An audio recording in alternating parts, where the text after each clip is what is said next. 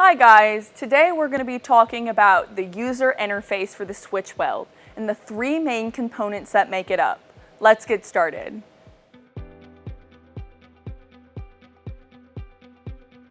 First, the user interface is the way the operator or welder communicates with the cobot.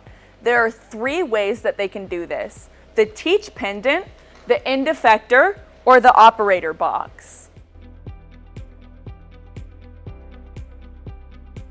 Let's begin by talking about all of the safety features on the cobot. First, there are two emergency stop buttons, one here on the teach pendant and one down on the operator box. Next, let's talk about the teach pendant. Here in the teach pendant, you'll see two status icons, the arc enable icon and the cobot status icon. The colors on this will demonstrate the current status of the cobot. If you see it is red, it means there is a fault or the cobot is turned off. If it's yellow, it means the cobot is booting up, and if it's green, it means the cobot is ready to go. Next, let's talk about the end effector. The colors on this represent several things. If it's blue, your cobot is in teach mode. If it's green, your cobot is in auto. If it's blue and red, flashing, it means your cobot is in teach mode with the arc enable on. And if it's flashing between red and green, it means your cobot is in auto mode with the arc enable on. Finally, if it's red, it means your cobot has encountered a fault. The final piece of safety information is on the settings on the teach pendant. There, you can adjust the force needed to cause the cobot to come to a stop. Now that we've gone over all the safety information, let's turn to the teach pendant and take a closer look.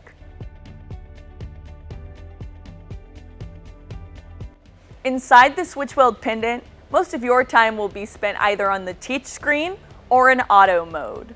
However, there are additional pages to help with additional functions, and we'll go over those today. Here on the SwitchWeld teach screen, you can view or edit a program, view all of the waypoints on that program, pause or stop a program, create a new program, or save and load a program.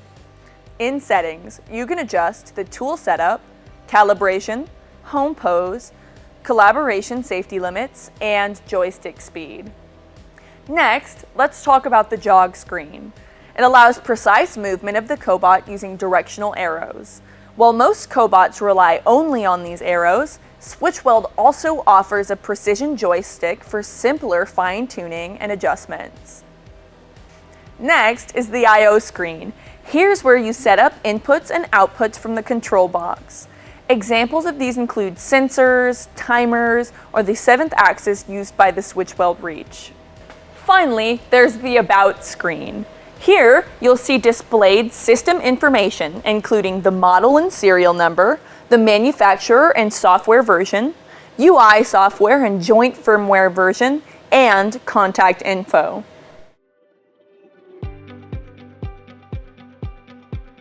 Moving on from the teach pendant, let's talk about the end effector. Here, you'll find several useful buttons when programming a weld. On the front, there's a series of 3 buttons. The top button is used to create waypoints. The middle button is used to activate and deactivate the arc on a path.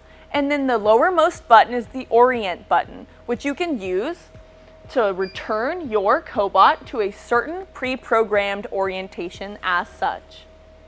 Next up on the end effector puck, there is a button on the back used to move the cobot around in free drive. You just need to hold it down.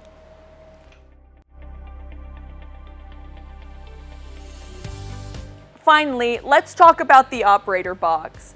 Here, you'll find a button to play and pause your weld. You'll find a switch to turn on and off weld enable. You'll find an emergency stop button, and you'll find a switch to change between auto mode and teach mode. Note that this switch requires a key. Finally, know that when you're in auto mode, you will not be able to edit a program, so you must do that in teach mode. Well, that's everything you need to know about the SwitchWeld UI. If you have any questions, leave them in the comments below, or visit switchweld.com and schedule your demo today.